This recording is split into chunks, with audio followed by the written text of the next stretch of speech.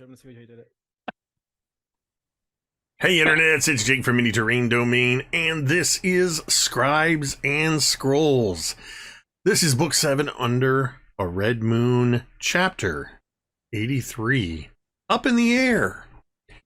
And in just a few minutes, we will have a little bit of a recap and we'll get into the game proper.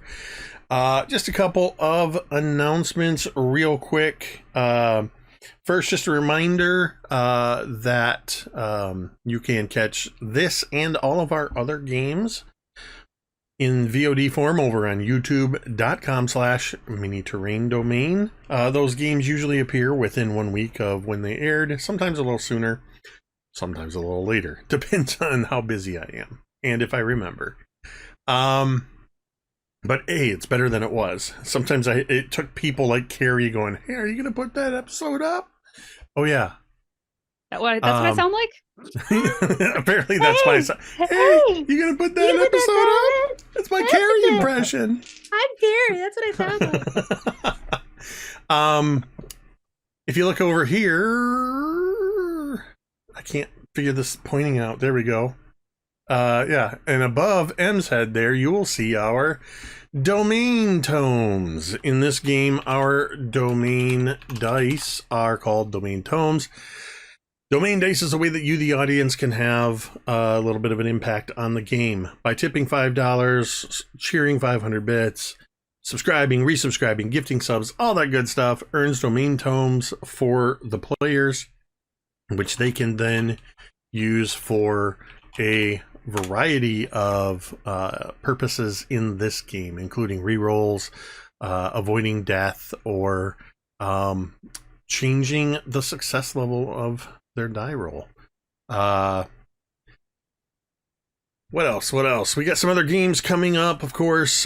We just restarted on Tuesday, every other Tuesday night, so not tomorrow, but the following Tuesday.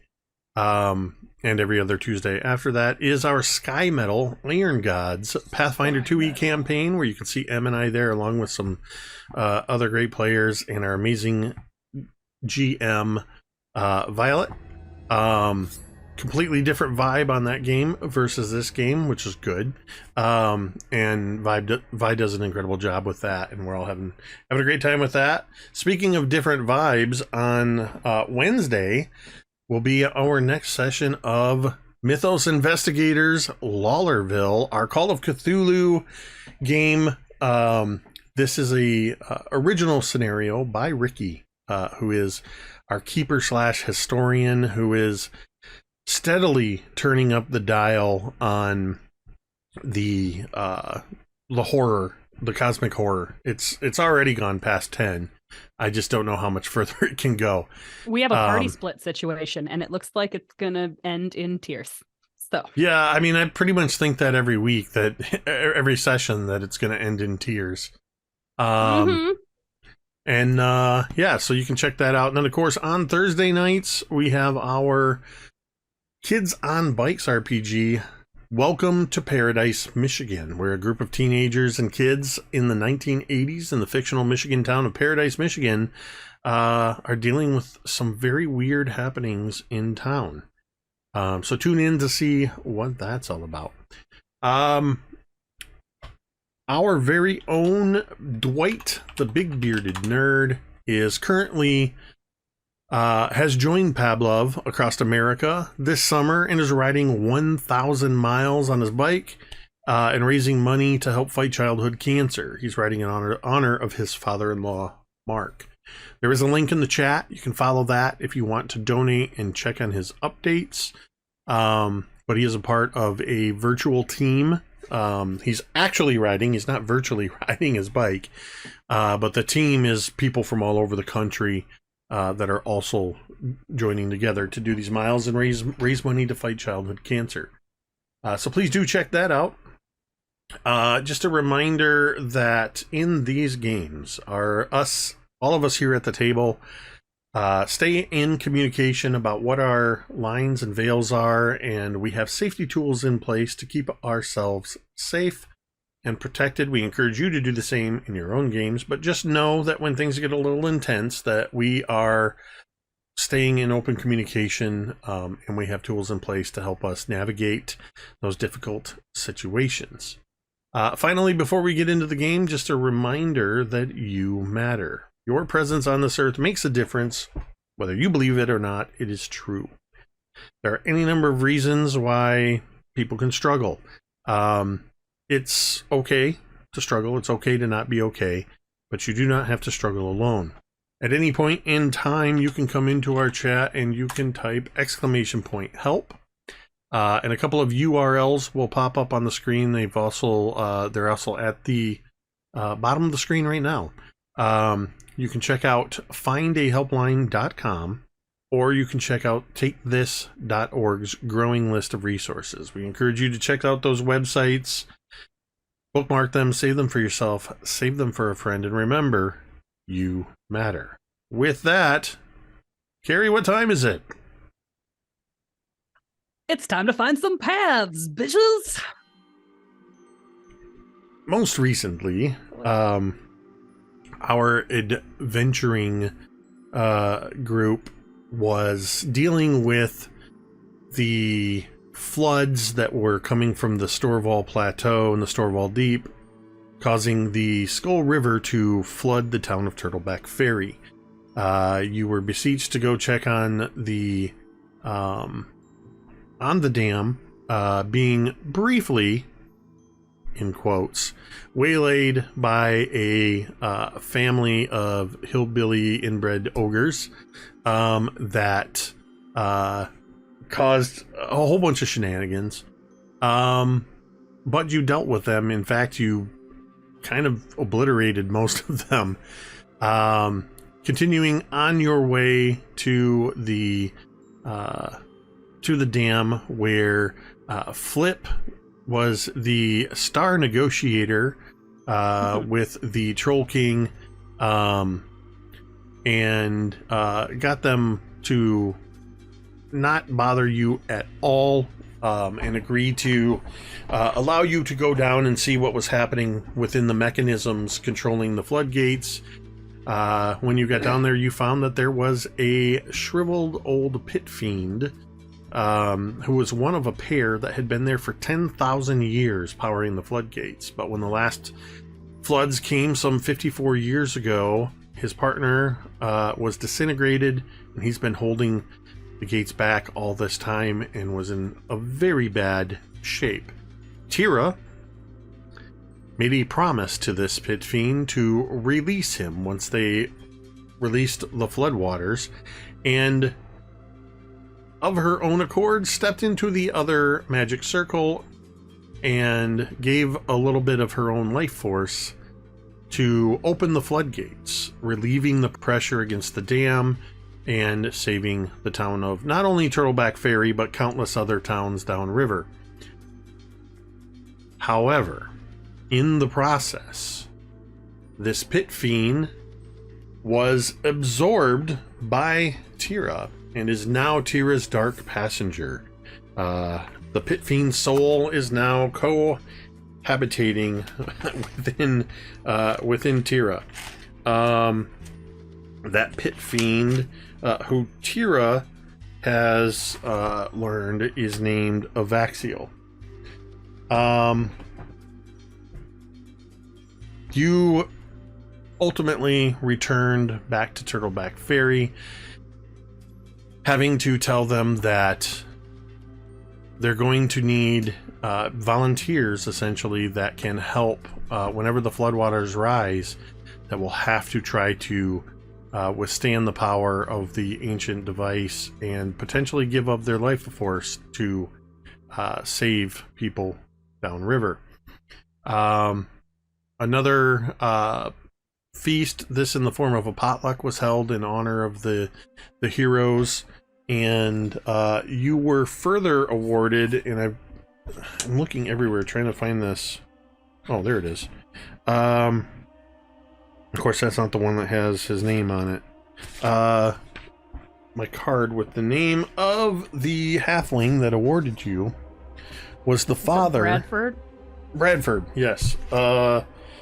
Was the father of the little girl that you saved, who was almost eaten by the Froggamoth. Tabitha. Tabitha, yes. I don't remember what the last name was. I have way too many. Cram. Thank you for your extensive note taking. This is You're literally. welcome. This is just some of the many index cards that are littering my desk, and I use them for every game. And I've got to have a better filing system. Anyway, you were awarded at the end of our last session.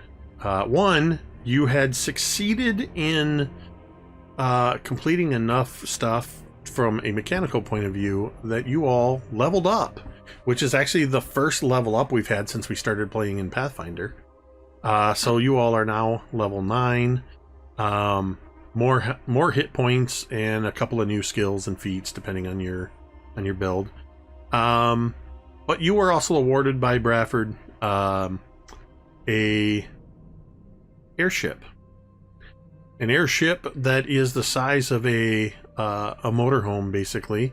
This thing is 30 feet long and 15 or I think it's 15 feet wide, and is about 12 feet high. It does have a below deck. It has sail-like wings and rudders on it, and it has some sort of arcane propulsion and hover system that keeps it aloft, but it also has mounted on the fore section of the deck a ballista. Yeah. And that's where we left off. The question now for you, gang, is what is your plan after this? Are you going to hang around town for a few days? Are you going to hit the road or hit the skies, should I say? What is the plan? What's everybody doing? I guess Teera would ask Bradford. He would say, like, well, once we get up in the air, like, how fast is this thing? How fast does it go? Well,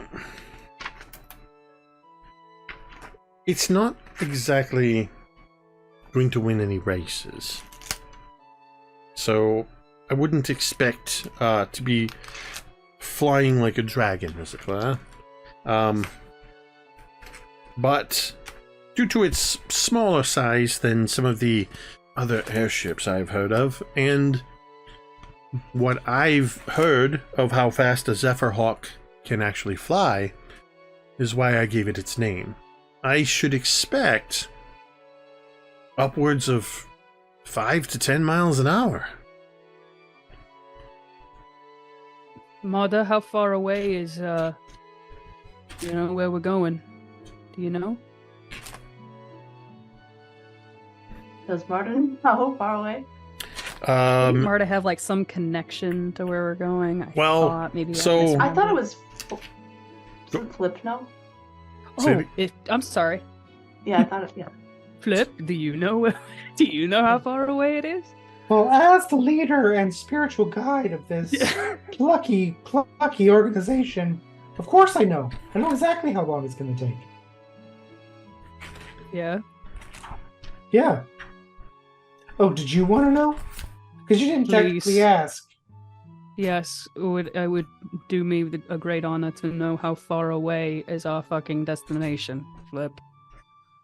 This is very coarse language, Teera. Probably unnecessary, given the context. But, you do you. I'm not going to judge you externally. Thank you. I know. I have a big heart. I'm well known for it. And Flip will share the approximate duration. He's going to do some mathematics in his head. And he's going to share with Teera the approximate length of time it's going to take. Oh.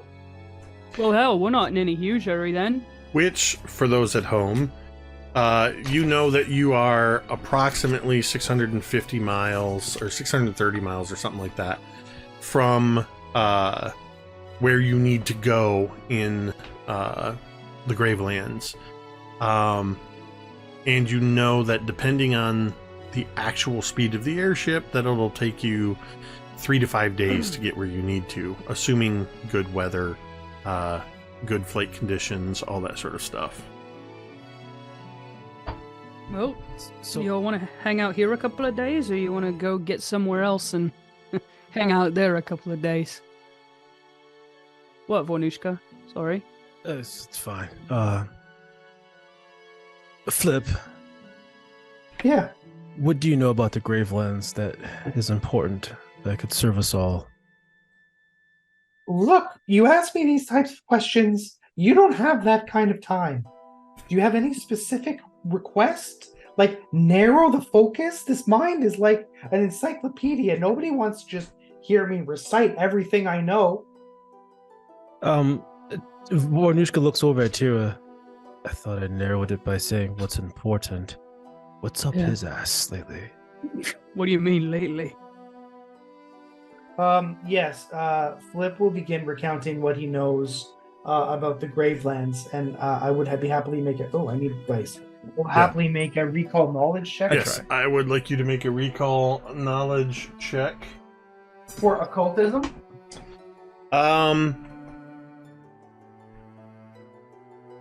You know it's occultism. I mean, It's if that's the occultism route or you want knowledge to take, lawyer. if that's the route you want to take, that will affect the nature of the information you know. Not necessarily in a bad way, it just will affect it. Okay. I mean, what are the other choices? What elements of the important information can I provide? Like, do they have a really exciting legal code? Because I am one of the greatest legal minds in this continent. This is definitely going to be along the lines of,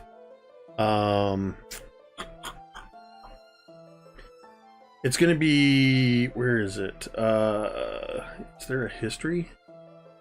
We don't have history in this one, do we? Society would be a check.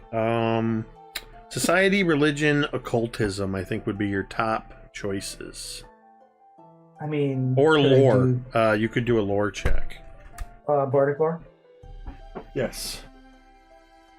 Well, why don't I do? I'll start with occultism, and then maybe I'll do a little Bardic lore to see if anything sprinkles up in my hackles and whatnot, my synapses. Ooh, good word, Gary. So occultism, 30, and I need to remind you, Jake, that I am a know-it-all, and You should get a +2. Therefore, So, are you talking about yourself or Flip at this point? I mean, of course, I'm talking about both of us. Like, what a stupid question that is. But just for game terms, as a know-it-all, when I succeed at a knowledge check, I gain additional information or context. And when I critically succeed, at your discretion, I might even gain more additional context or information than normal. I literally thought you were joking. I thought you were like trying to talk Jake into giving you a +2 or something. That's awesome. And you rolled a 30? On occultism, that's correct. Damn. So, I mean, that's really high. Not quite a critical success, but what you know about the Gravelands is that this region is one of the highest concentrations of undead in Galarian. And this stems largely from the fact that at one time there was a place known as Last Wall that the Knights of Last Wall defended against the forces of Tar-Baphon, the Whispering Tyrant, a powerful lich that had actually been imprisoned in on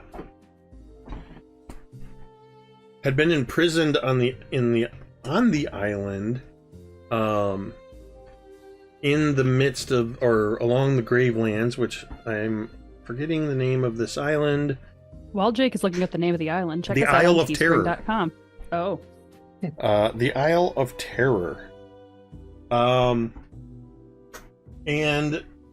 there's been a few times over the centuries that the Whispering Tyrant has made attempts to overpower people, drawing on the forces of the vast legions of undead in this area.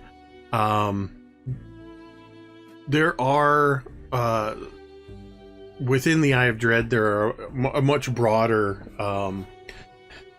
sense of equally dark lands. Ustalov is a good example. Some have said Ustalov is the Barovia of Galorian, though most people have never heard of Barovia.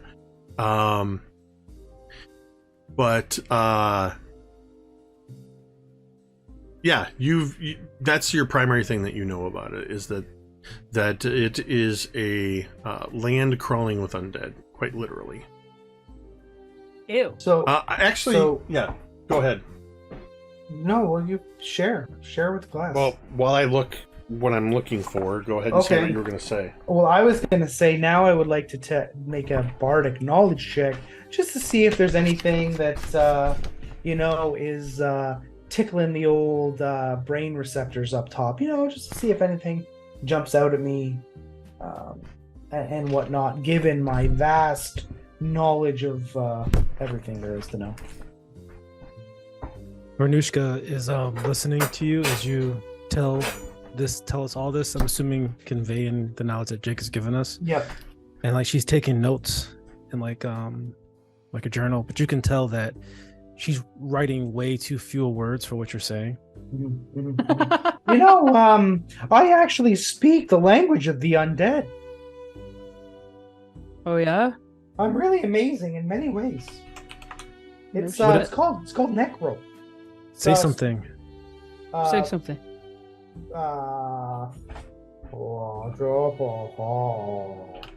Ghouls speak that. It's the undead and the rigor mortis tends to tighten up the jaw. So it's kind of like Australian because you're not really opening your lips. So it's like, shrimp on the board. What's Australian? Yeah, same question. Look, like only one of us in this campaign is allowed to break the fourth wall, so I can't really reasonably answer that question. Where's the wall? Exactly. Yeah. For the record, Jacob, I for my bardic lore check, the one that lets me know everything of importance, I got a 34. So I feel like that's a critical success, right? Right? You can feel like that was a critical success. Great. You would misinterpret your feeling. Oh, wow. That narrator from Baldur's Gate is going off in your head right now, isn't it, Jake? Like, you see nothing important about the room. Flip was overly confident in his abilities as a bard. Flip was absolutely sure he knew everything there was to know. You know nothing of import. No,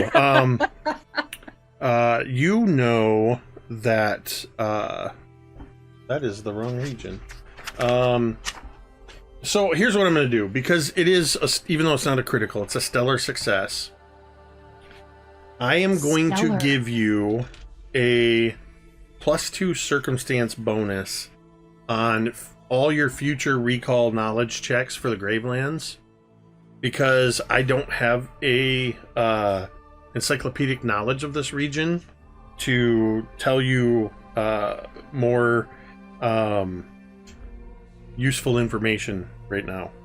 So Flip is going to share with the group, and Vornush'ka in particular. He's just going to say, I don't want to burden your mind with too many more facts. I just want you to know that when it becomes relevant at some point in the future, relevant and some may say important, I shall share further information. I'll sort of dole it out. Yeah. I like to, if we're still in town, I like to at least look for a shop where I can probably, are we still in town first of all? Yes. Okay. What kind of town is it? Is it like a marketplace town, or is it like just seafaring or airfaring town? It's a river town, so they're one of their main things is that they do serve as a trading post. Okay. Yeah. Okay. So I definitely want to get. Oh, I mean, not to sound too cliche, but can I find a place where I can get healing potions and anti-curse potions and things like that, or anti-necrotic potions, something that will help against anything that would help me into the Gravelands. So you will be able to your number one place to go shopping in this town is going to be is just a place called the Turtleback Trading Post. That is owned and operated by an elderly woman, an elderly halfling woman.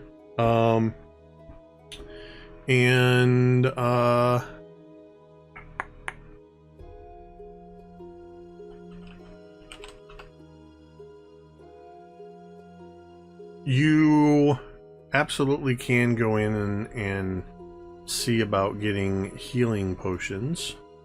What about a mirror?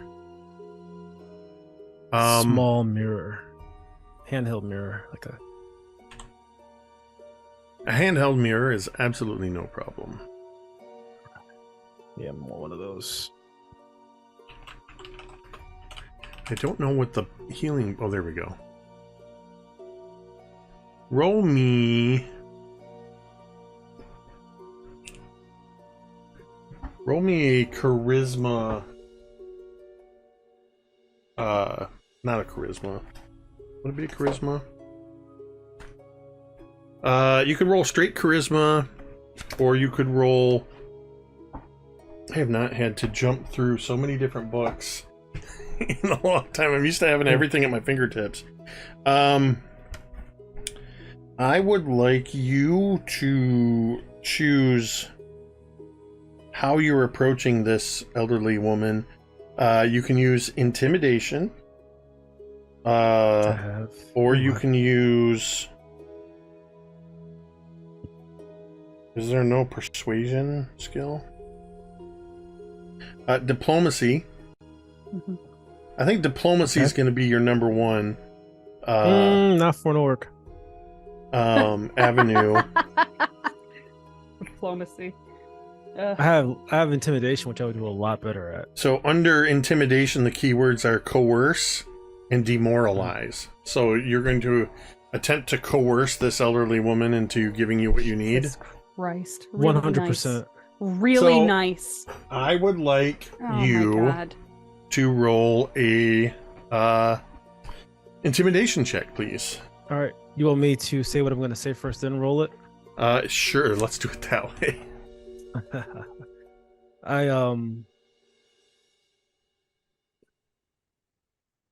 I will first find. Okay, yeah, no, I'm gonna do. Okay, I walk up to the shop, and I unsheath my axe, and my eyes begin to kind of glow with a little bit of red flame, and I can feel the hunger of the blood axe. And I say to the old woman, "Now you listen here. This blade hasn't had blood to drink in a very long time. And what I need to keep this blade satiated is a damn good deal." I'm here for the sale. I'm here for the sale. I brought my Coles bucks. Yeah. This axe is called Karen. No, Want to see the manager? Yeah. I'm gonna roll it, and I'm gonna roll with advantage. There is no advantage in this game. Oh, okay. So you can roll, right, and then you can choose to spend a die Gotcha. to reroll, which actually... No worries. I got my number. Well, no, I never awarded you guys for the die that I owe you. Yay. Yay.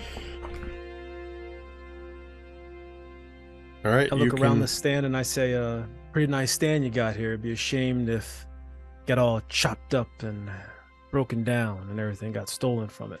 I rolled a 28 on the intimidation.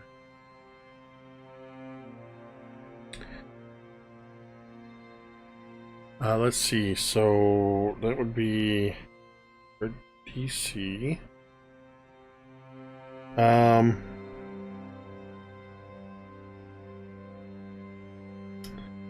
Well, a 24, you say?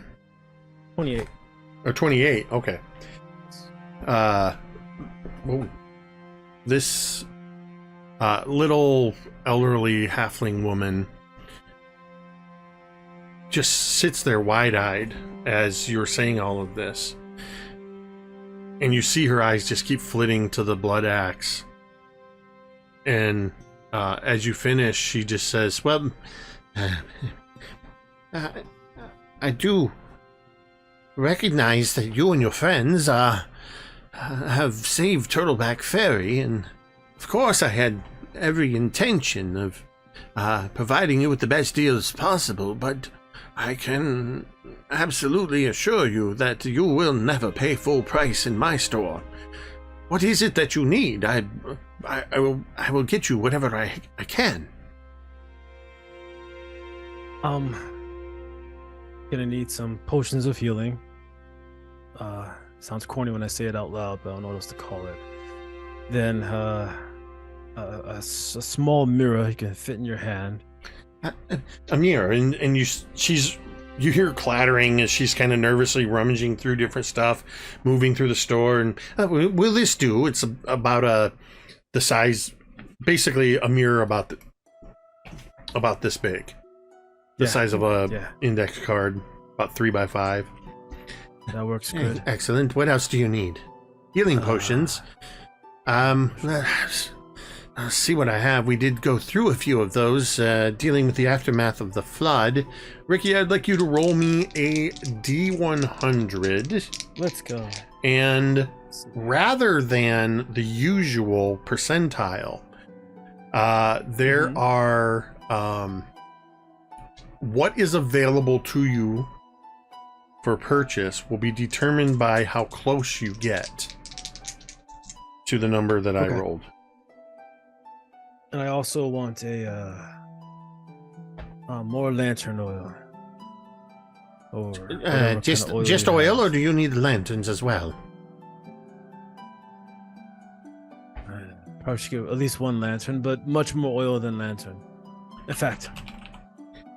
And you see this to commit arson as she gathers up some lantern oil in a flask. Probably some. What is that stinky plant? Garlic. Smells like Teera. Yeah, garlic. I'm not even there to defend myself, son of a bitch. And I think that would be fine. And anything else you have on clearance? Go ahead. All right, roll me that D100. I got a 3 and a 0, so I'm not sure if that's a 3 or 30. Which We'll one? call it 30. 0 Okay. or double 0? No, 3 and 0, so 30. So that puts you in the second tier away. Roll me a D6 and a D4, and I want the D6 first. Okay. D6, here goes. D6 is a 2. D4 is a 3.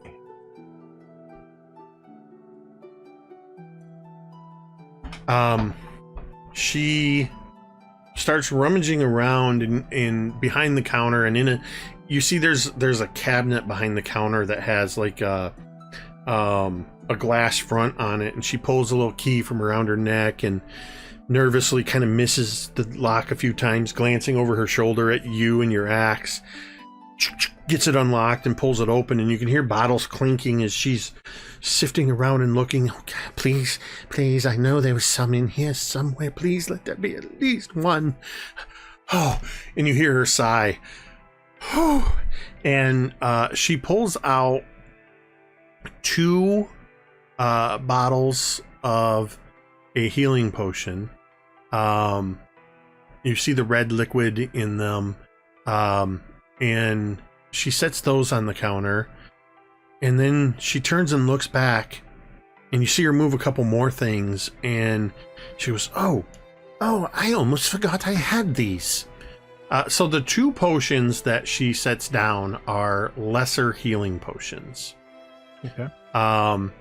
The 3 bottles that she sets down are quite dusty, but you can see the red liquid inside. I've had these for so long I forgot they were in here. Hardly anybody that comes through here can usually afford these.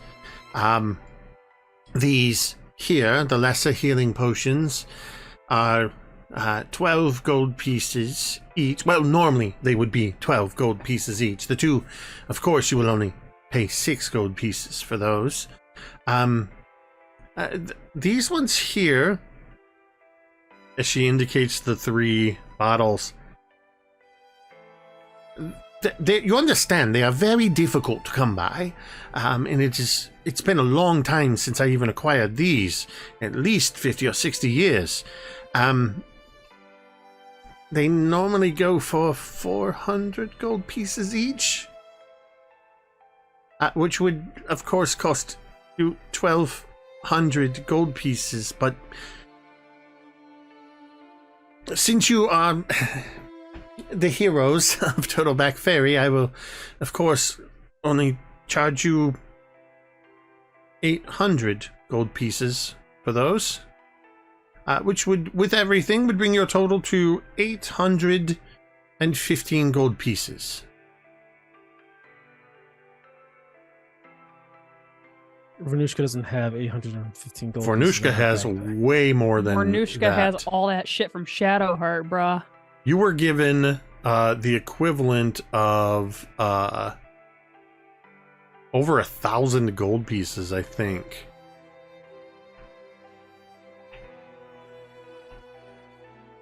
Vornush'ka squints her eyes. Don't let shit in your hand, Ricky. 400 gold pieces. I've already taken a considerable amount off. You understand, these are extremely rare, these potions. And you could be on the verge of death and be healed almost all the way back to full health simply by drinking one of these. They are incredibly valuable. The best I can do is 700.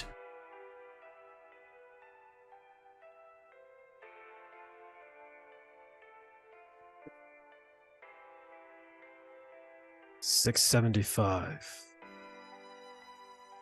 I'm just kidding. Here's your 700 pieces of gold. Dumps a giant bag of, like a sack of gold. You'll see it's all there.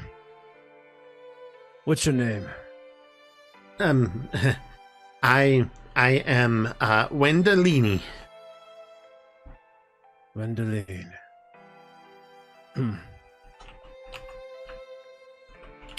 Can I have that parchment over there? Yes, of course. Very good. So it's roughly a stack of parchment. Vornush'ka is going to take a dagger out of her hand, and she's going to draw like a cut across her hand. And she's done this 1,000 times. And she puts her finger in the blood, and then she draws a symbol of her tribe on the parchment of paper with her blood. And she goes, "Here, you hang this up in your store. If anyone gives you trouble." And then she turns her back and holsters the axe and takes like this Aldi's box full of potions and crap back. And so you have a stack of parchment. We'll say there's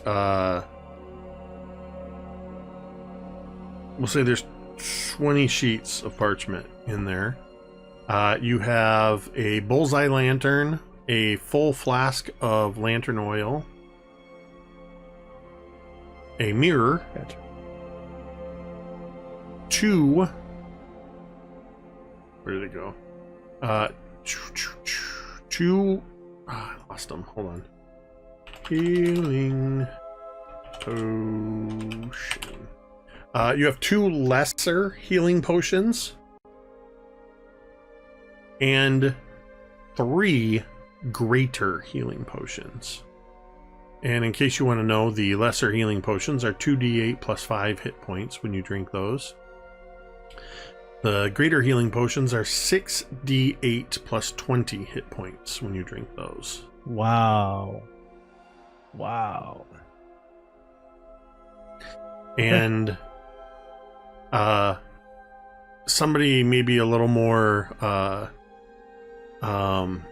astute than Vornush'ka might realize that Wendellini lost money on this transaction. Damn. But nobody will know. And as you turn to leave, she kind of looks at this paper with this bloody symbol on it. If anybody gives me... And she just says this to herself. You're already gone. She just looks at it and says, if anybody gives me any trouble, what? And... Okay. And as you're walking away, Vornush'ka, you just hear... as hanging it up. She's hung it up, nailed it to a board behind her. God. I guess Like I'll see what it Passover. does.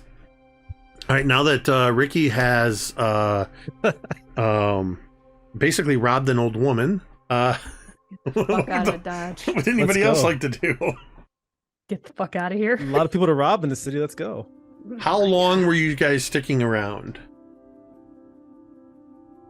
Not Same long day, now, couple honestly. days? Like, it really mean- just, it doesn't matter. I mean, honestly, unless Vornush'ka tells you what she did, you wouldn't know that That's she true. strong-armed an old lady to get it. I would confer with the others and I'd be like, well, we've got quite a bit of time. The airship's pretty fast and you know it goes as the as the Zephyr Hawk flies, as it were. So we'll be taking a straight line. I think Do we want to should stay here? Oh, go ahead. Sorry. I think we should rename the Zephyr Hawk to the Rouge Taurus. Why? Why not? Oh, I see what you did That's- there. that's very funny. Well, it's fine Because with the me. Rouge Just- Taurus gives you wings. I've never heard that before. Is it like a poem? Yes, I wrote it myself. Oh, That's why it's TM Flip. Like many other important brands across Galarian. I see. In addition Wow. to being a legal expert, I'm quite the creative Very creative, I guess. and Well- handsome. Sure. This old port town is fine and everything, but I mean, I wouldn't mind flying for a little while and then flopping down in some other town, eh? Probably can't sleep on that thing. I mean, we could, but it would be very comfortable. Yeah, I gotta tell you, I don't really feel super confident with our ability to pilot this. Or Oh, we don't have a use pilot? it anyway. How I hard mean, could it be? Let me tell you, I've taken a look at some of the mechanics, and pretty goddamn hard. Hell yeah! I can't even sail a boat on water, let alone in the air. As Venusia comes up with her Aldi's box full of potions and crap. I mean, I I would- would say on average, I would be able to pilot it effectively maybe 25% of the time. We're gonna have to hire a pilot, aren't we? I mean, I don't. Well, Flip, Even then. when you say 25%, I don't know where the hell you got that. Oh but- yeah, no, it's sometimes you got to look at things in 4 dimensions, and I know not everybody can think that way. It's not Oh. natural for everyone. So you just gotta recognize that sometimes I know things that you don't. And by sometimes, I mean a lot of the time. And, What was that? Oh, what? Huh? What? I mean, are you gonna crash us, or are you just not gonna be as efficient as we could be? There's a big difference there. I mean, look, you know, as I'm actually revising the math in my head, it's maybe 20%. But look, 5% is not a lot. So it's going to be great. So, I mean, I assume that it should be fine. at the very least, while Vornush'ka was out doing her shopping, Bradford would have gone over the basic controls with you. Showing you how the ship operates. And at what would be the keel, there is essentially like a ship's wheel that controls the rudder, and there's a few other lever and pulley systems that there's a tail sail that pops up behind where you would pilot it, with 2 additional sails that come off the back at angles that can be adjusted for trim. And there's 2 more sails that come off like wings that can be adjusted up, down. Almost, they would function like flaps. So there is a mechanical element to the piloting of this. There is also an arcane operation that keeps the ship afloat and helps it to actually fly.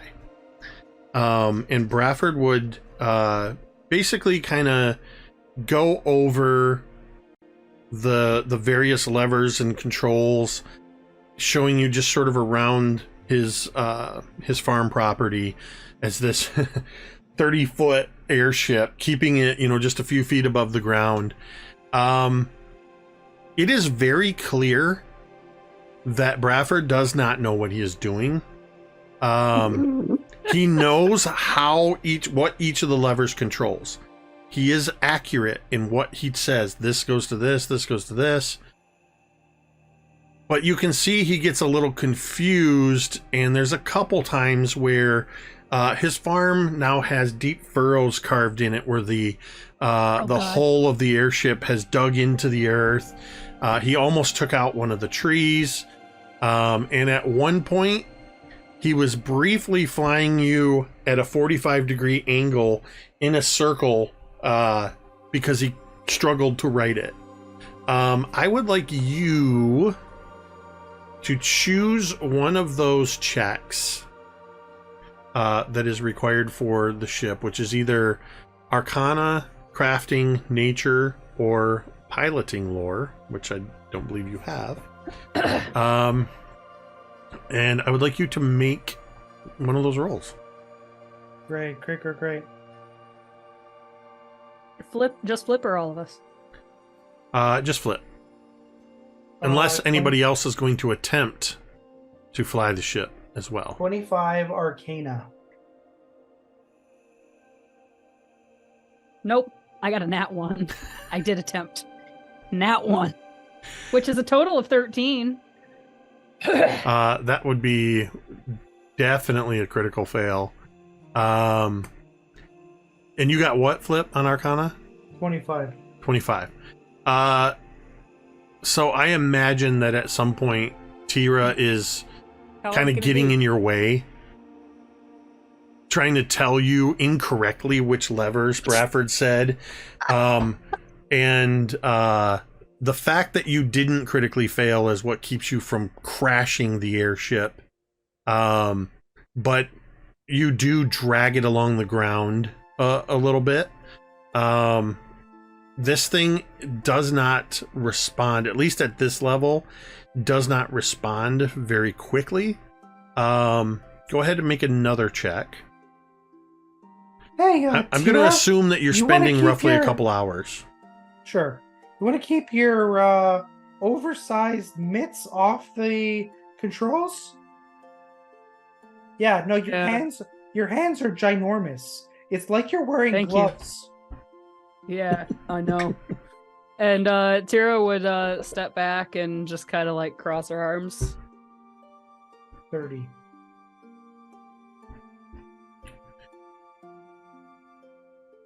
That, after Teera kind of backs off, you get the ship a little more under control. It's not so much scraping into the earth as it's just barely gliding over the top of the earth. And there's a couple times where you go to turn and you maybe hit a lever wrong and you start to turn left when you meant to turn right and you have to correct. You're starting to get the hang of this airship just a little bit. Go ahead and make me one more check. Great. Can I make while he's taking one last lap around, can I make a very quick and secret trip out to a shop, like a clothier? 27. Sure. I'm doing something secret.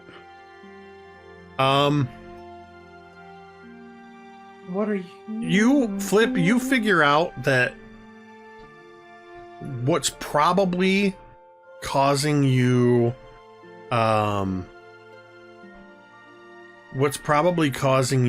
the biggest problem is the ground.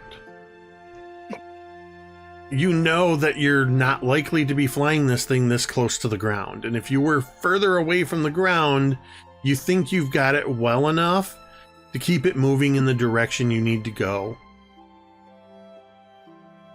None of those are... all of those were close enough. They weren't critical fails. So for the time being... for a little while as you're operating this, as long as you're not critically failing, I will determine the degree to which you succeed. But if you're still failing, it's going to mean things like you're turning slower, you're reacting slower, struggling to keep it, getting it to follow exactly what you want it to do. Unless, of course, you succeed, then fully for you. I mean, something about 20%. I don't know. Just where the random number that came out of nowhere. Yeah. And my numbers are pretty good. So my brain numbers, Teera. As you bring it kind of back around, Bradford tells you, well, I have to say, that is so much better than I ever thought I would be able to do. I think you should do all right with this. Oh, there's one thing I forgot to tell you. And he proceeds to show you some, along the gunnels on either side, and towards the front, he shows you what looks like there's, something wrapped in canvas that goes like this and towards the bow. And he basically shows you that in the event that you have if you have a good wind, you can pull up and it comes up on the sides and unfurls. It is a arced sail. That with good wind you can get additional speed, but you have to be careful with it because if the wind shifts or is too much, it can wreak havoc. But you do have a sail. The other thing that he shows you is he takes you down below decks, and below deck there is a modest cargo hold. There are a couple of, at the bow of the ship and then behind the cargo hold, there's a couple of spaces with bunks in them. Quarters are tight, but there is enough space for 5 passengers and a full crew of 6 people, including the pilot. Which accounts for, doing a count of the beds, it accounts for at least a couple people being on deck at all times. There's not enough bunks for 12 people total. But he takes you to the stern of the ship. And at the back of this one living quarter area, there is a door with a lock on it, and he produces a key.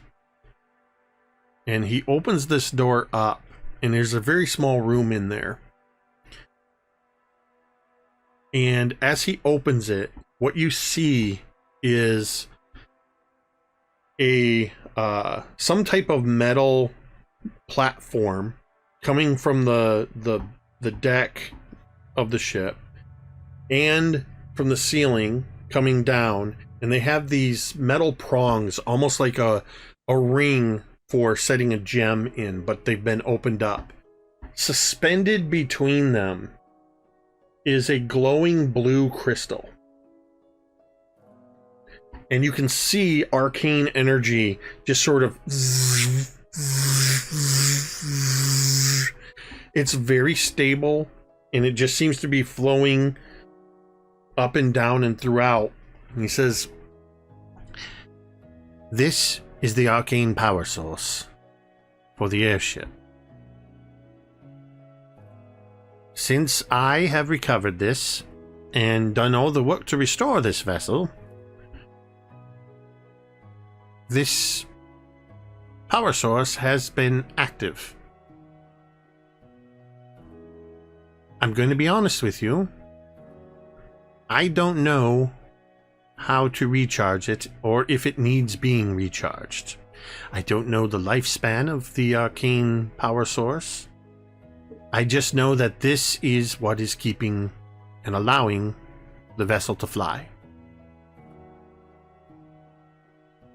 So," and he closes the door, locks it, and pulls the chain off his head and hands the key and the chain to you. "It is highly advised that you keep this door locked at all times so that nobody can get in there and tamper with it." Yeah, no, and my problem is there are people who might not quote unquote tamper with it, but they might accidentally run into it with their face. It's not the I'm not even there to defend myself, you bastard. It's not the swiftest group I've accompanied.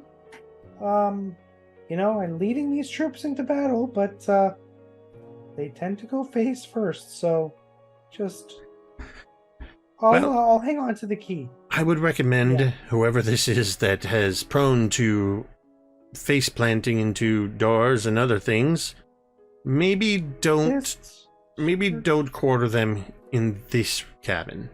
Oh no, yeah, I'm as the captain and leader, spiritual guide of this group and organization.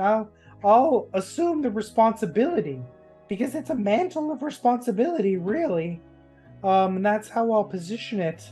Of needing to do this. So yeah, totally. Yeah, just give me the key. I'll take care of it. All is well. Yeah. Well, I guess there's nothing more for it. The Zephyrhawk is yours. May you have safe travels. As Flip is gonna shake his hand, and it's like he's gonna put something in Bradford's hand. He's gonna say, "You're so lucky to have met me."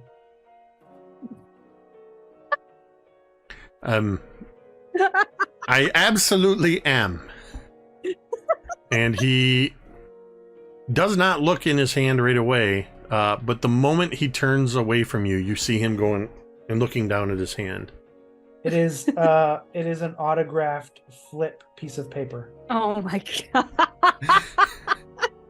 Roll me a Incredible, dude. Incredible. roll me a straight charisma check. Lord. Charisma. Straight charisma. Boy. Oh, straight charisma, you say? 19. So, a 19. 1 second. A 19 is going to be... Alright, just gonna find my number here. Let's see. So he looks down. You see him look down, and then he stops in his tracks for a moment. And then you see him glance over his shoulder looking at you, and then you just see the smile go. And he turns and runs towards the house, yelling, Tabitha, Lisbeth, you're not going to believe it. And he's holding this, but he's kind of like cradling it. He values what you gave him very much. It's not the piece of paper. It's the experience of me that he will treasure for a lifetime. Flip says to himself. As Bradford like runs by, like just like juking Teera. Teera's coming up and she has something behind her back, and she would kind of like watch Bradford go and be confused for a second, and then she would look back at Flip and be like, "Oi, Flip, I got something for you. Pick a hand." Yeah. Pick a hand. I got my hands behind my back. Okay. Pick a hand. Both. You can't do that. That's cheating.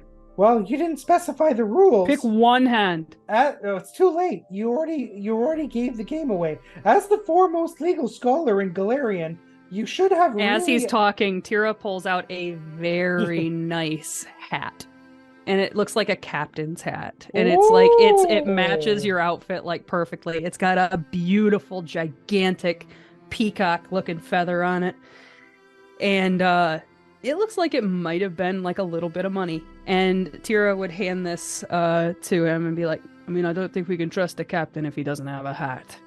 Well, Teera, and he's gonna sort of like gently, almost reverently, take it out of her hand, and he's gonna sort of like slowly put it on his head. And as he does,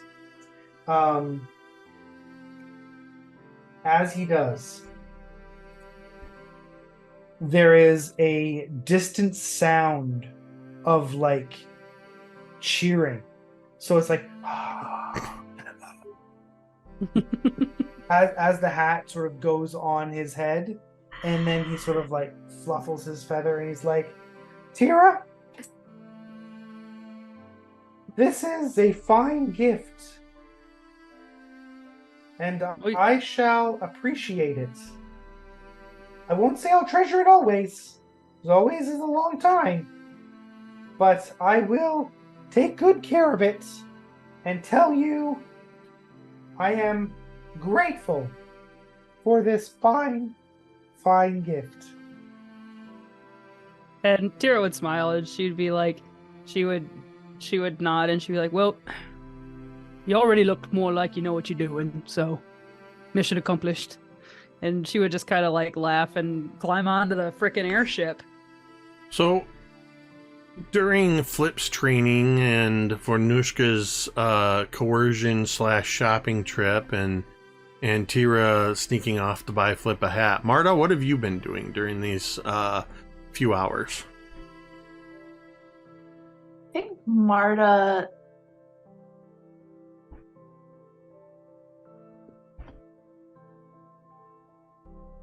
Marda has seen a lot of evil and darkness, especially with Vornush'ka and with Teera, potentially. So I think, is there like, I know this is a small town, but is there like a library or somewhere like that?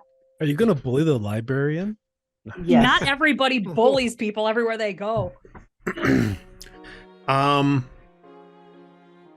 That's a good idea. Asking around town, Tilia Hankinson, the school teacher, would tell you that the schoolhouse does have some books, but they're geared more towards children's tales and some like basic history of Galarian, things like that. But she directs you to Father Malin Shreed, who is the mayor / priest of the town that you've spoken to.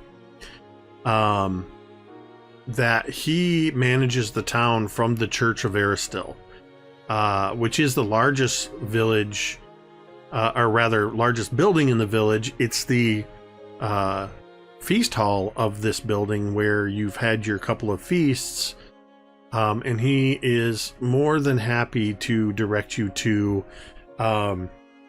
through the building, and he opens up into a door into a not lavish but not modest either study. There's a very large desk, and there's a good-sized fireplace in this space. There's a few decorations of wild game trophies on the wall, like nothing fanciful, like just like a big deer's head and things like that. But the thing that catches your eye is that on the entire wall behind the desk and on either side of the door when you walk in are floor to ceiling, and these are like 15-foot ceilings, floor to ceiling bookshelves. I'm rather sorry, my collection, I'm afraid, is lacking. I believe at last count I only have about I think somewhere in the neighborhood of 3,117 volumes.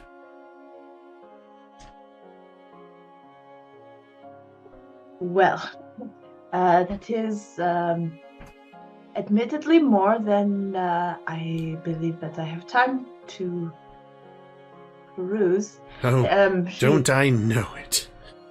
If only we had the time to peruse these volumes at our leisure. Is there something in particular I can help you locate?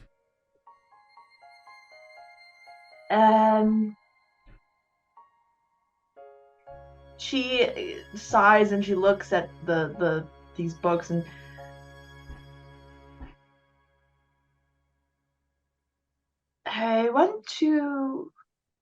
I'm trying to decide. I have two avenues of research that I would like to travel down, as you may say. I would like to know about, is it demons or devils? Or does it matter? Pit Fiend. What? The Pit Fiend is a devil. Devil. So if that's what you're researching, then it would be devils. Yeah. I'd like to maybe know a little bit more about devils, particularly in possession or deals, and as well the other one I am not so sure about, other than dark bloodthirsty weapons. In my experience, it is usually not the weapons that are bloodthirsty so much as the wielder of said Vornush'ka's weapons. ears are tingling. But in this circumstance, I do believe that it is both. We are talking about a supernaturally imbued weapon of some sort? Yes, I think so. Well, as for the devils, and he leads you over to the right side of the shelves and over to a section far over in the corner that he actually has to move there's like a plinth with a bust of Aristil, and he has to kind of move it out of the way. I try to keep these books out of direct line of sight, but I know they are here. It is rather small, but you should find about a dozen volumes on devils here. I will see what I can find while you are looking here. And he starts looking through, and you see him just sort of standing and stroking his chin. Like, he knows this library. He's just trying to think which and where this book that might help you would be. So You do have some books on devils to look at if you would like to. Yeah, I have a academia lore skill. Perfect. Just so happened, very convenient. Can I use that to maybe narrow down, like, be able to, like, find what I'm looking for? Yeah, go ahead and do that. Go ahead and make that check. Refine my keywords in the Google search. Right. Did you mean? It's a 25. So looking through the books, you see that within these subjects, he has books on hellfire, hell mouths, other devils, queens of the night, the hierarchy of hell, fiendish relations, diabolical locations, diabolic divinities, and archdevils. And it seems like the books, archdevils, fiendish relations, and other devils are going to be the ones that'll give you. So you basically narrow it down to 3 books. Let's gonna look at the fiendish relations. See if that's any, like, there's anything in there. Looking through the book, the Fiendish Relations books talks about Devil's view on demons' constant hunt for souls as a short-sighted waste of potential, and demons' chaotic destruction of society and flesh as uncivilized and obnoxious. But they do not loathe their fiendish counterparts. Indeed, most devils are more than willing to take advantage of other demons as they can further their own machinations. In fact, you do find a reference to pit fiends in here that talks about how pit fiends, in the nature of this fiendish relation, as they increase in power within the hells, they can command lemures, which are a very low form of demon. They're very, very much like oozy, grotesque, pussy little squat demons. They're like the lowest form of demon. And it talks about how pit fiends can actually take them in numbers, sacrifice these lemures to create new demons or other entities to further their goals. That's what you find in the Other Relations or Fiendish Relations book. That isn't. It's interesting, but not super helpful to what Marda wants. So she kind of puts the book back. Is going to go to another, the Devils. The Other Devils book? Mm-hmm. The devils presented on the pages of this book are a small sampling of the torments hell has to offer.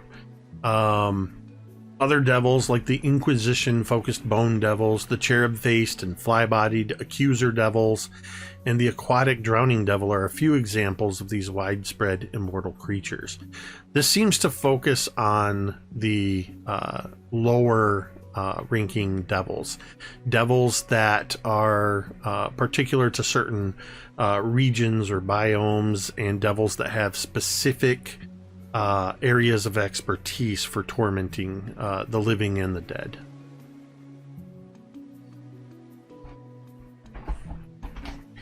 I guess, and then she's going to turn to then the last book.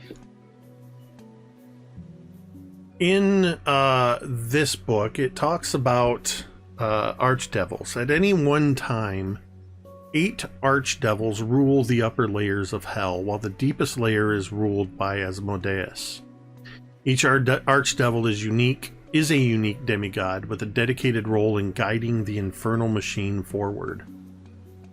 Barbados is the door warden of hell's uppermost layer, while Despater rules hell's largest city. Mammon guards hell's treasuries, and Belial designs new weapons for hell's legions. Geryon is the oldest archdevil and keeper of many secrets, while Moloch leads Hell's armies. Beelzebul is the brooding archdevil who has fallen from Asmodeus' favor, while mighty Mephistopheles was formed from the plane of Hell itself. Within this book, it talks a little bit about the hierarchy that falls under these archdevils, and in direct service to archdevils are sort of lieutenants and generals known as tyrant devils or pit fiends. When an army of devils invades to bathe the region in bloodshed and hellfire, it's likely that one of Hell's most powerful and diabolical generals, the Pit Fiend, masterminded the incursion. And it goes on to talk a little bit about their role as high-ranking battlefield commanders.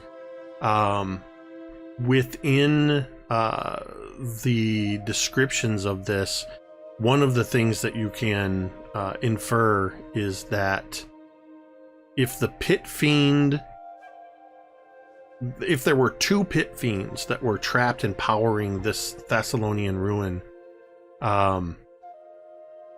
whoever and however they were captured had to be incredibly powerful magic to capture high-ranking devils. There's more information on the Pit Fiend here that I will post to you everything, the information that I already gave you, and the additional information on Pit Fiends for your further study. In fact, I will say that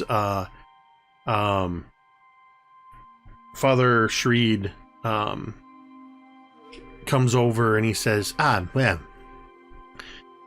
I was able to find this volume. It talks, I don't know if this is what you're looking for, but it talks a bit about not just weapons, but items. Pardon me for the vagueness of that, but it seems that it could be weapons, lockets, rings, even boots in some cases. I believe there's an anecdote in here about a sentient brazier that was most unhappy. But this may have some information you're looking for, and I couldn't help but notice that particular volume has absorbed most of your time. Please, allow me to loan these to you indefinitely. You may take these volumes with you, and should you find yourself returning through Turtleback Ferry and having completed your studies in these books, you could return them. However, know that I loan them to you with the utmost trust in your ability to care for the physical bindings of these books, as well as the rather delicate nature of the contents. And he hands you the book on sentient items. Yeah, Marda nods. I very much appreciate this. I will take the utmost care for them. I dare not inquire as to what it is that compels you to delve into these areas of study, but I trust that you have your reasons and that you know how to properly use this knowledge. Again, know that for you and your companions, you will always find a safe haven here in Turtleback Ferry. Should you need a place to lie your heads, to fill your bellies, or simply seek refuge, Turtleback Ferry is forever in your debt.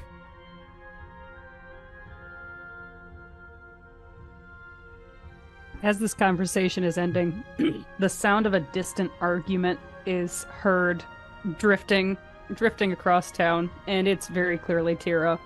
And you think it's maybe Vornush'ka arguing back, but you're not quite sure. And then you hear, well, if Marda would hear, she would agree with me. And just blah blah blah kind of sounds. Well, this has been a very, very lovely respite, but I'm afraid I have to get back to the chaos. She says. Understood. Safe travels, and may Aristil. Do you wear any outward representation of Pharasma? Okay. No. Then he would simply say, "Then may Aristil provide you with safe travels." Yeah, Marda nods and thanks and hurries off. I imagine because she's so little and these volumes are probably big, knowing encyclopedias, they're like half her size. She's carrying them. Yeah, you look like a little kid that just came out of the library with an armful of books. And That's adorable. what makes you think Marta would agree with you? Because Marda usually agrees with me because I'm usually right. Usually right. And blah blah blah. I imagine like they're going almost seamlessly back and forth between Common and Orcish. Like it's there's words peppered in, and then once in a while it's like a sentence, and then several sentences, and then back to Common again, and it's getting heated, but like not seriously, if that makes sense. They're arguing about something frivolous. Yeah, like the way you get mad at someone when you're playing Risk and they invade Yes. Alaska Exactly. or South America. I almost imagine there is some little game that they're playing, like as they just wait. I don't know what kind of game orc clans. It's something with rocks and moving rocks around. So, as Marda, with her 2 new volumes, heads towards the airship, and the arguing Teera and Vornush'ka head there, where Flip is already standing on deck with his new captain's hat.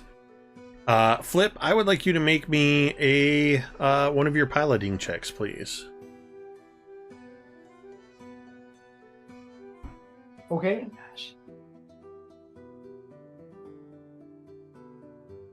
Does his hat give him a +2?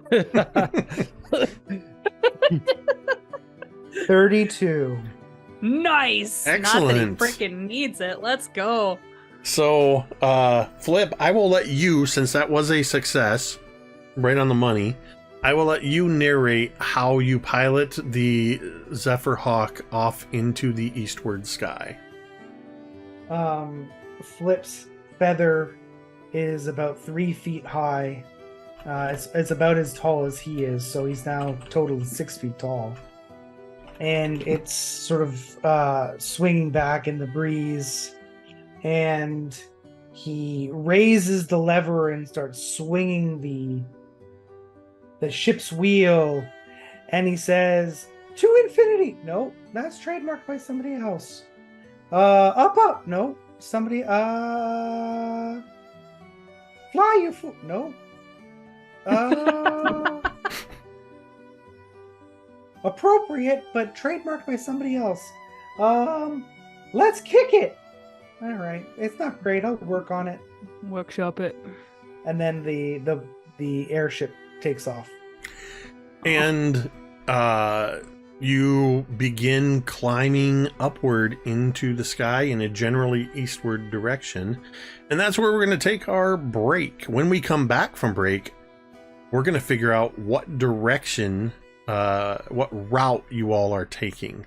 And I will lay out some of those possibilities when we return from our break in about 10 minutes. We'll see you on the other side.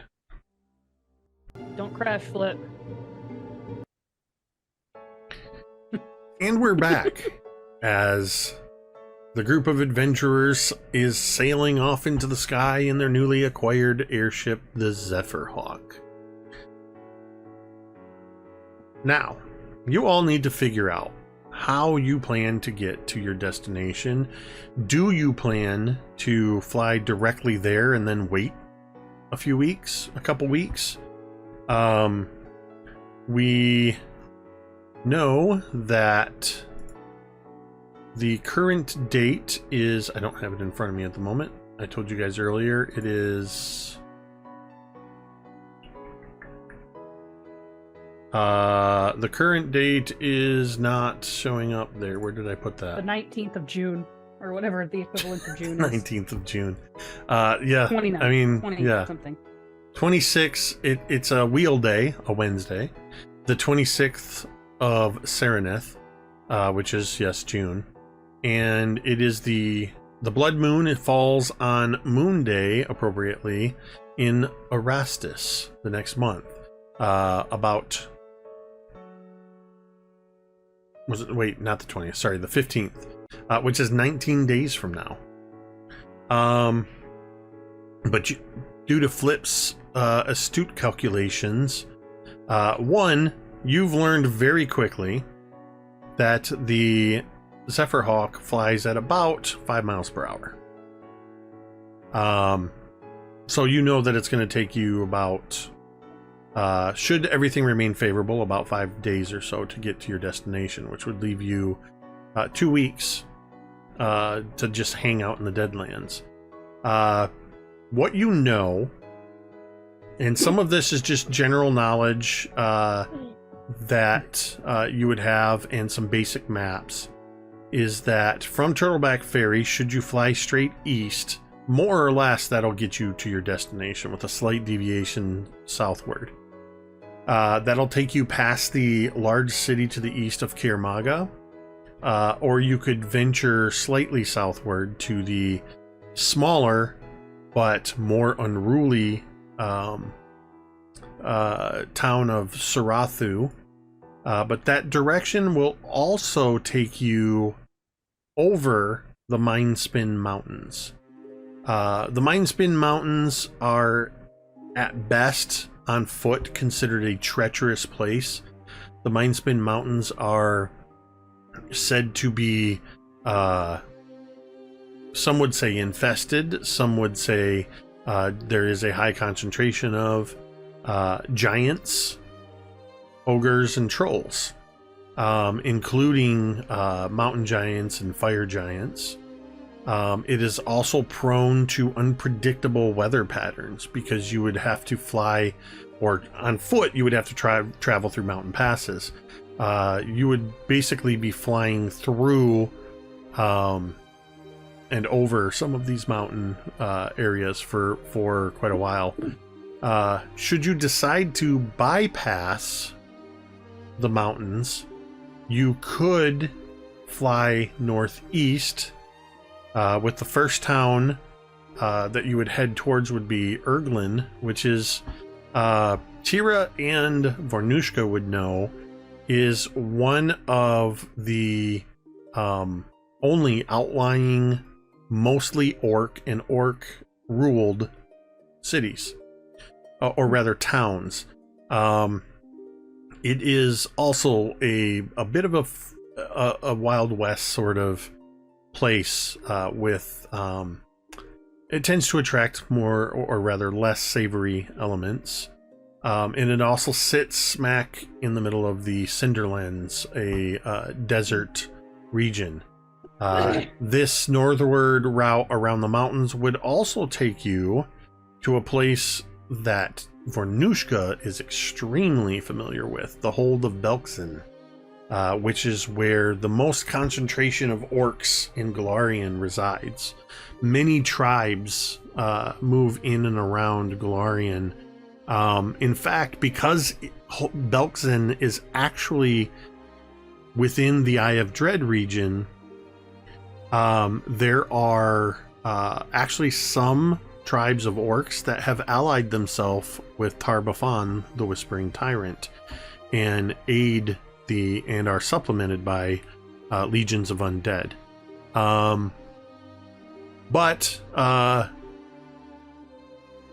So basically you can go up and around through orc territory, or you can fly over, chance it going over the mountains.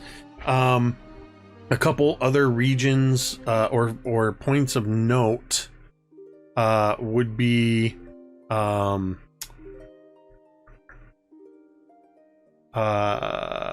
Kirmaga was one on the other side of, it's a little bit south, but just on the other side of the Mindspin Mountains is Kragadon, which is a dwarven sky city, which is a city that the dwarves built in the mountains when they were chased historically.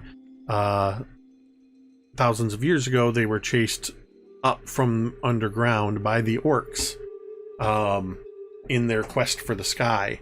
And when they reached upwards, or reached the sky, they built these sky cities. And Kragadon is the last formidable dwarven city. As well as several other regions. I've provided you with a couple maps in there as well. So, basically, the sky is the limit.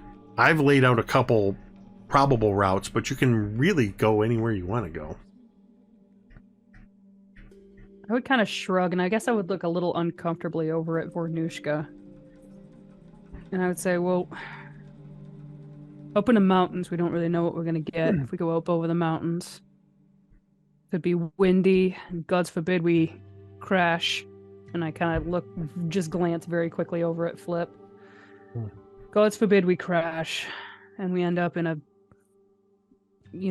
trolls and giants and gods know what else. And if we go north, I mean, better the devil you know, right? I don't know. Killing trolls and giants sounds like a lot of fun, actually. Yeah, just straight up murder folk. We don't need to kill anything. Especially probably if we come across orcs. I would think there's probably a mutual understanding, don't you think? And respect. Depends on the tribe. Even if they don't like us, we'll know their ways, we'll know their language, we'll know what to expect.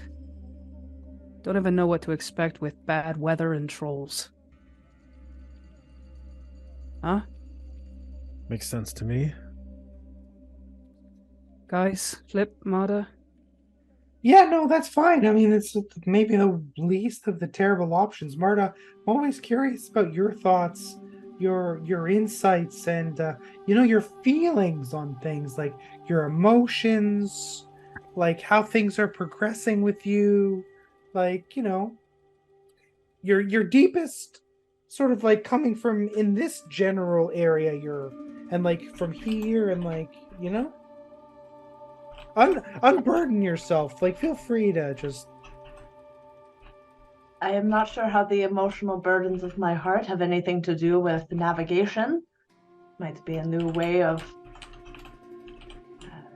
navigating. I just look, the flying an airship is difficult, and I'm just saying the extra weight that is on your soul isn't helping. Marda very pointedly looks at herself and then looks at like Vornush'ka, who is like twice her height, and like, you must think that my burden is quite heavy to be such a. She pauses. I think during this time, while they were like talking about navigating, she has been just sitting reading these volumes that she has borrowed. I have the utmost trust in the three of you putting your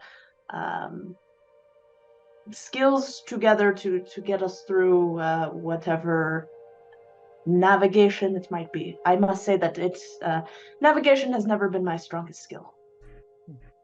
All I'm gonna say, Marda, is, and Marda and Flip is gonna look sort of deeply into her eyes, and he's gonna say, sometimes it's the most invisible burdens that are the weightiest. I wrote that in my second book called Dr. Flipple.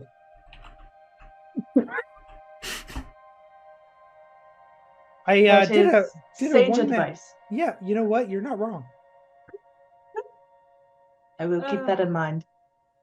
I'm here for you, Marda, so you just feel free to unburden yourself and... Vornush'ka, why don't we go up to the fore of the ship and give these two some privacy so they can chat if they need to, if they want to? And I look at Marda.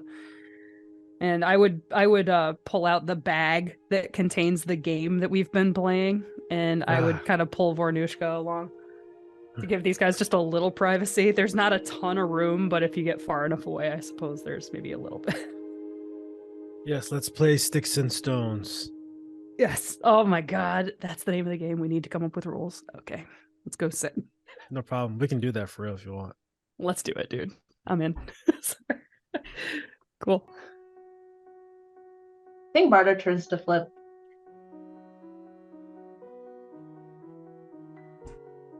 I find it very interesting that despite the fact that Vornush'ka has a literal bloodthirsty weapon that she carries around with her, and the fact that Teera now most likely has something demonic, you still think that I am a danger to the group. See, the thing about that is, it's not a danger. I understand Vornush'ka. Vornush'ka's motivations are as clear to me as the floor beneath my feet. Teera has made some questionable decisions. Perhaps some of those questionable decisions were even made at my suggestion. She did them.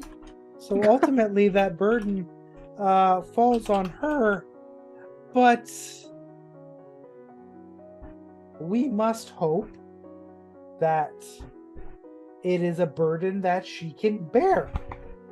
And if not, of course, I have a plan in place that might, mitigate some of the world-altering challenges of Teera being possessed by an extra-dimensional, amorphous, formless pit fiend.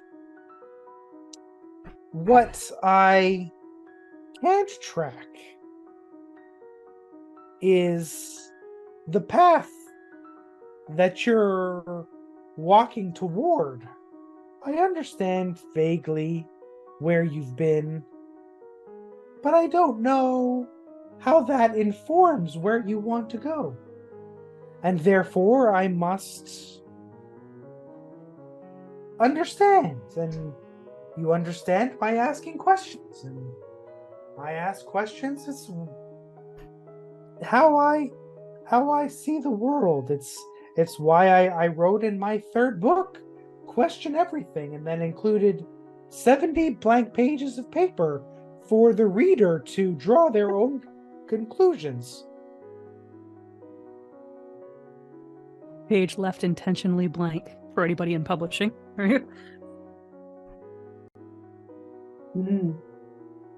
So you are a planner. You like to know what people are thinking, what they're going to do, so you can plan accordingly. I'll tell you what, Marda, you can't pin me down. I'm a planner. I'm an agent of chaos. I'm all things at all times, in all spaces and all dimensions. You are predictable in the way that you are unpredictable.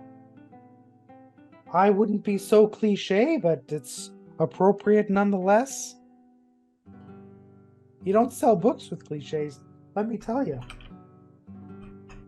But yes, I agree, it's appropriate. Predictable by my unpredictability, and yet, at the same time, reliable. Dependable. Reliable. That is very interesting. I would not say that. Marda, you might not say that, but I have assumed leadership and spiritual guidance and inspiration of this organization for various reasons, and one of that is ultimately my reliability. and my coming through in the clutch, if you want to excuse the gutter parlance, saving the day repeatedly, coming through with brilliant plans, providing genius ideas, flying That the airship almost with get Teera killed. Let's not forget that. Two things on that. One, Teera's a big girl. She can make her own decisions. Okay? At that point, you hear Teera go, "Sticks!" And then there's a clatter that is, like, yet undefined. That's the first thing. The second thing is almost keyword in that sentence. Keyword. You know? Almost never catches a rabbit. You go home hungry. As my dead dad used to say. Well, I assume he's dead. When the other goblins revolted, they were pretty intent on putting his head on a pike. But I'm sure he's fine. He also didn't like rabbit, so it made the metaphor all the stranger.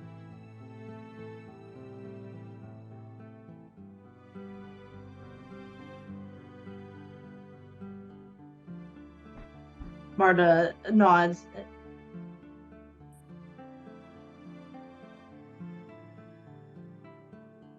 I do very much appreciate our back and forths. You know, neither of us giving very much away, neither of us really taking much.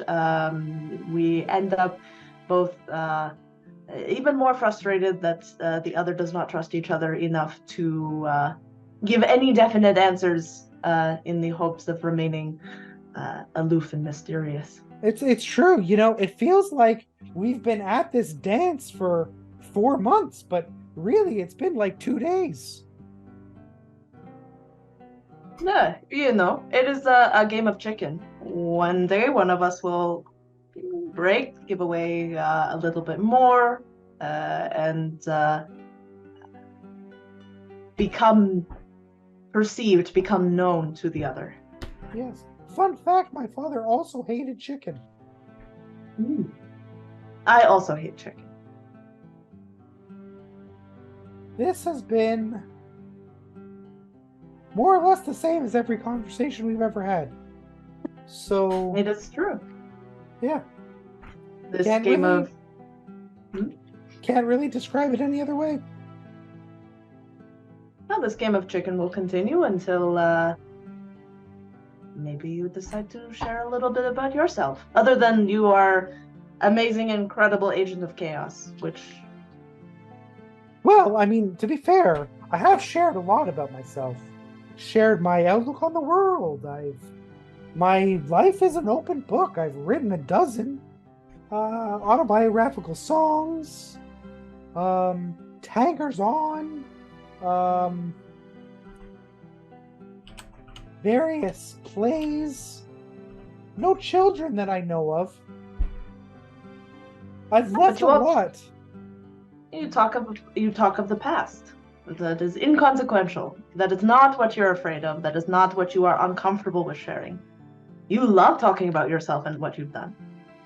I still do not know why you are here. What is your motivation for coming with us and what you're looking for? The future. I don't know anything about that. Well, I mean, Flip is going to sort of like run his hand up the length of the feather, but his arm isn't even long enough to get to the top, so he's kind of gonna like pull it down, and he's gotta like, I do have a dope fucking hat. You do. And we're getting to the present, which is, we're getting there. Marda, I gotta tell you, I am gonna write a book about you. Might I not am be a excited very to see- interesting book. I am curious to see what you call it. Yeah. Maybe it'll just be blank entirely. And the last page will have a single word. in one period. Resounding masterpiece as far as I can tell. Sounds very artistic. Well, this has been a conversation. Thank you, Marda. As they're having their conversation, Teera would look over at Vornush'ka as they're playing and just be like, well, are you terribly afraid that this new tribe of orcs isn't gonna like us? I mean, what if they don't like us? What are they gonna do?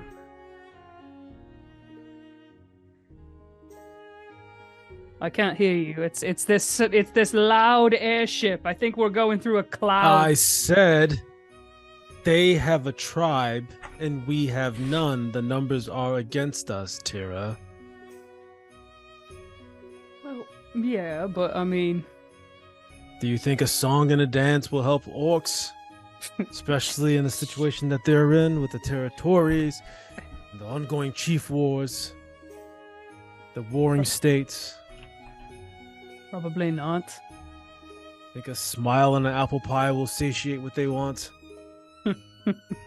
Probably not. Well, I don't think they're gonna dislike us. And I choose to hope for the best.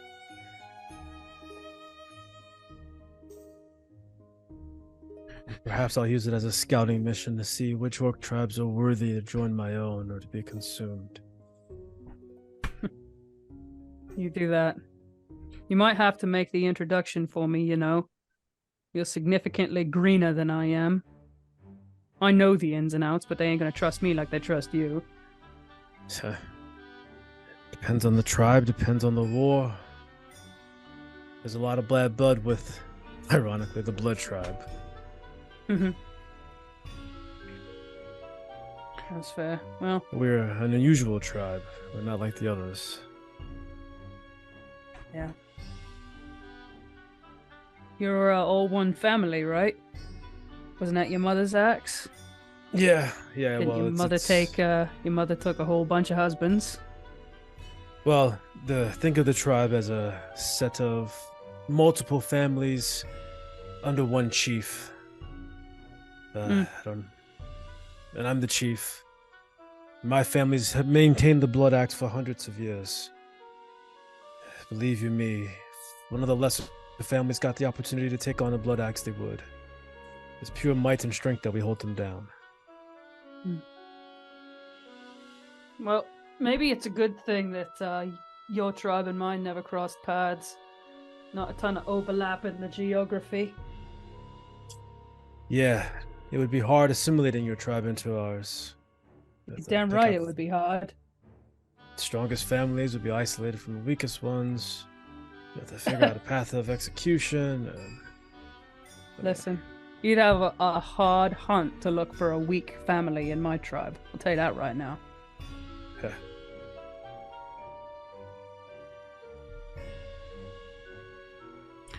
And Vornush'ka just kind of like stares, like in a quiet level of challenging. Mm-hmm. Me too. And then as I'm staring, I make a move that like wins the game. Be like, you weren't paying attention. I guess I have to break a bone. After all, these are sticks and stones. Oh, we're not playing for realsies, just for funsies. And Vornush'ka kind of goes like a, what the fuck were we playing for then? Normally, you would have to break a bone if you lose, but not today. Pick a bone, Teera. I lost. How will I learn to win if you don't pick a bone? No. I won't. And as they kind of continue to argue, the airship just... What makes you think Marda will side with you? This isn't the Jetsons. Awesome. The airship doesn't go. It's a very quiet. The airship is very quiet. I would like, first off, well, actually, the first thing I would like, each one of you are going to roll a die for me. 3 of you will roll a d20, and 1 of you will roll a d6. I'll do the D6. Okay. Everybody else roll a D20. 19. Okay. 18. All right, hold on. Ricky was at I heard Did you get my 19. And then the other two of you, I think, talked at the same time. So, 19. oh, there's a 19, an 18, and a 7, did I hear? Perfect. Okay. So,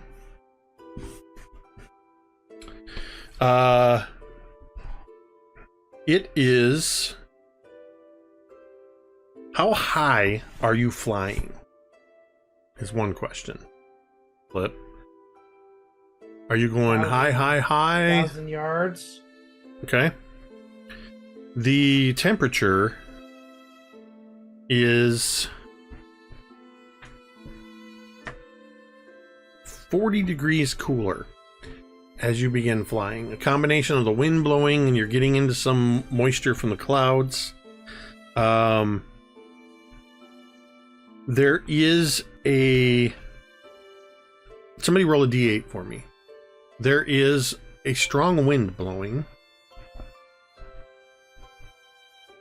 Somebody roll a d8, please. Got an 8. 8. Ooh. The wind is blowing from the south to the north. So, Good. were you all agreed that you were going to take the northern route around the mountains? Okay. So the wind isn't a terrible hindrance, but you do have to fight the controls a little bit to keep the ship heading northeast and not pushing toward the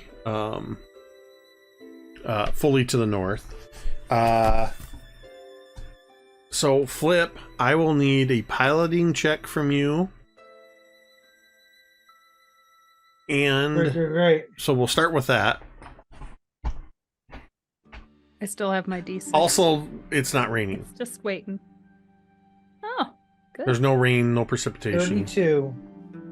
Whoa. So now I would like you to make a... I actually pulled out a... I pulled out a D&D reference for the weather. It's our classic 3D20 check for that. As good a reference as any. I would like you, Flip, now to make a...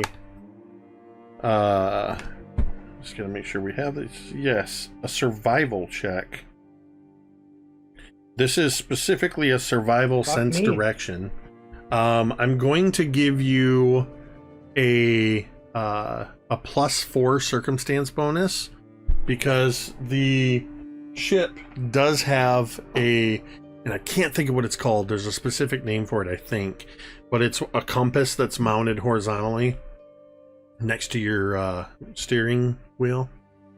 But so survival, sense direction with a +4 circumstance bonus.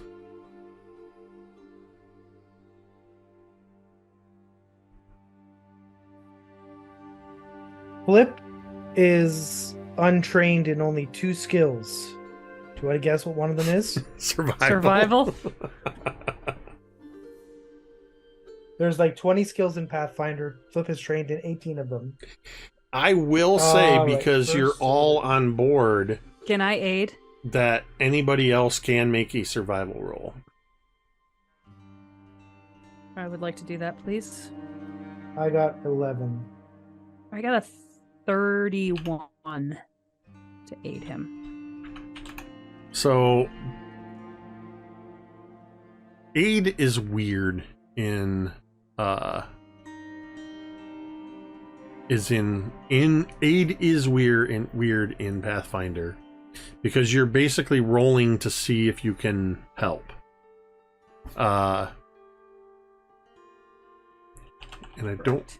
We looked this up just the other day, didn't we? And I don't remember what the rules were. The way I've seen it done, and feel free to overrule me if you have to get like above a 10, and then that will help your friend by like I added like a +2.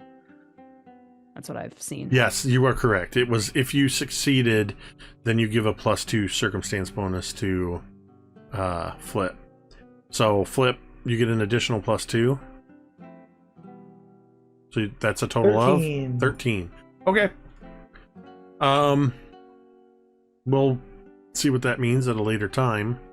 As you are struggling with the controls a little bit, trying to keep this. I don't know if you've ever been canoeing or kayaking, and if you have done so, trying to move across a lake while there's a crosswind. It is challenging because you're constantly fighting, being pushed against that. I would like you to make a fortitude check because the wind is strong. I want to see how you're handling the controls, keeping the ship on course. While he's doing that, something I would like to know is how are each of you doing as you are now roughly 3,000 feet in the air, flying over the land? Something that I presume none of you have ever done before. Vornush'ka. Am I lagging? Can you guys hear me okay? You're Yep. good. Okay. Well, I imagine Vornush'ka is a little more faint than usual, being that high up with her muscle mass and density. Like, the blood isn't used to being that oxygenated or less oxygen that's up there. So she's a little more faint than usual. Not that high up. 3,000 feet? I mean, it's a little that- thin at that height. Not terribly so. Okay. Okay. I don't know. What do I know? Colorado or anything. I'm realizing as I'm saying that I don't actually know the answer to recently? that. Okay. It's not that high. You probably wouldn't be feeling not a ton more than like if you were on the like going up like on a mountain a little ways. Okay. All right. I mean, some mountains when you're climbing, like in the Appalachian Trail, you have like 4,000 feet of elevation gain. So you might, if you're not acclimated to it, You'd yeah, feel it would a be, difference, it but- would be a little bit of like, A little bit. Okay. Yeah. All right. Look at us, look at me just stealing Ricky's narrative for no reason. Sorry about No. I was just thinking if this was a good time or not. What has the blood axe been whispering at all, or anything to that effect? Has it been emanating any type of vibes? How are the vibes? The blood They're axe kind of has, mid right now. the blood They're axe super has been mid. quiet. Quiet. Okay. Then Vornush'ka will reach out to the blood axe and, like in a like non-verbalizing way, wonder why the blood axe has been quiet. Just emotionally. You don't get words back. Mhm. You get a sensation of emotion that is a little the emotional feedback that you're getting is a little ambiguous, but what you Mhm. pick up on is it's almost like the blood axe is pouting. Yeah, sulking. I figured. It's sulking. It's the events of what you've done recently. You did not fight the trolls. You deprived it of the blood of the trolls. Mhm. You fought the guardian of the dead, which was an undead creature that was bloodless and soulless, depriving it of a soul meal. Mhm. It is sulking. Mm. If you would like to push a little further, you can make a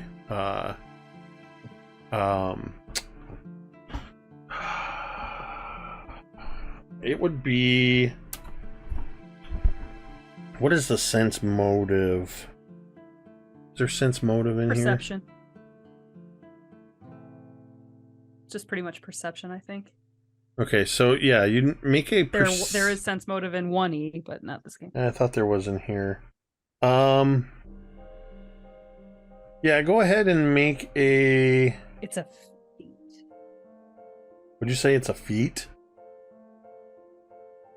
It's a feat. Yeah, there's Okay. something. But you can, like, do essentially what I think you're going to do with perception. Yeah, go ahead and do a perception check, Vornush'ka. All right. 29. That is good enough for you to, with that perception check, you sense that the blood axe is sulking. But you also sense that it is plotting. It is scheming. Mm-hmm. Oof. And with that and your connection to the blood axe, this is something that you're an item that you're familiar with. It's been a few days since the blood axe has drawn blood. Not to mention the fact that the blood axe you were temporarily disconnected from it. The blood axe is hungry. Mm-hmm. And if you don't feed it soon, it will feed itself. Mm-hmm. Which you know means you having to fight against it or give in to it, and it will go for whatever target it can find. Which right now, there are currently only 3, actually 4, I completely forgot Kane's with you guys, by the way. Of course he is. He's just been quiet. Yeah, there's just the 4 companions on board with you right now.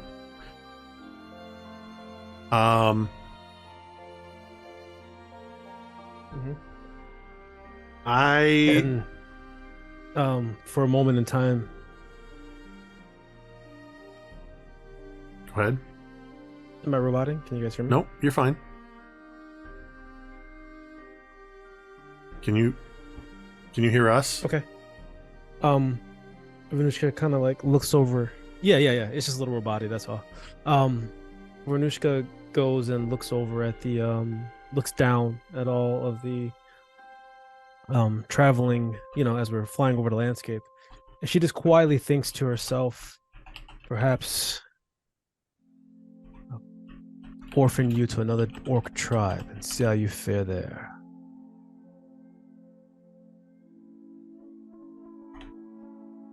As you suggest that, you feel a slight, just faint, barely disguised sense of panic. Teera, you rolled a d6 for me recently. What was that number? Yeah. Did I? No, Teera. Oh, a long time ago it was a 2. Wait. Oh, wait. Me or? 4. Yeah, there we go. Am I roboty or lagging for anybody else? Yes. Yeah, I'm lagging bad. I don't know what's happening. Hold on. Okay. Is that better? But Cari, you're clear. You're like everyone else is Chris, just Jake. Can you hear me? Not really.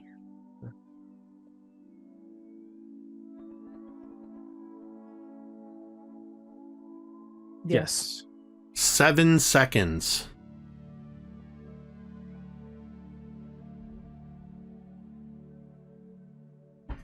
Okay. I don't know how this is okay, I don't know if this is even coming across the stream. Until he can hear us.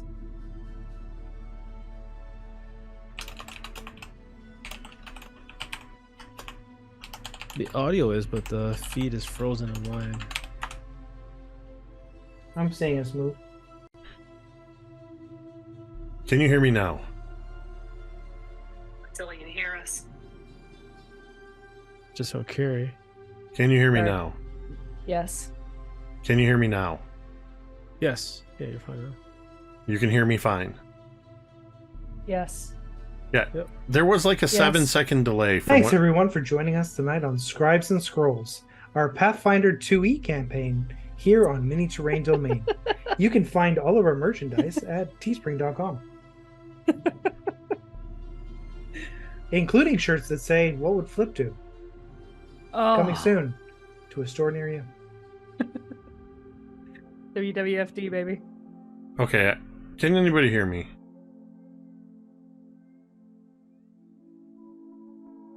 Yes. Now, yeah.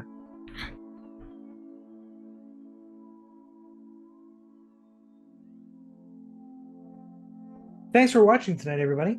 We're here every Monday night at 8:30 Eastern, 8 o'clock Eastern until 10:30 Eastern. On Thursday nights, we have our Kids on Bikes campaign. 8:30 to 11 Eastern. Iron Gods happens occasionally, and Welcome to Lawlerville is happening this Wednesday right here on Mini Terrain Domain, featuring the narrative stylings of our own Ricky. Yeah. Ricky, tell us about that. How does it make you feel? I've absolutely loved the experience. We've had a tremendous group of people playing. We've had some great story moments, and everyone is just, shares that passion of being quasi scared and grossed out together. So it's just been a real treat to play with these great players. It's amazing. Can you hear me now? Yeah. Yes. And I just got an internet connection unstable again.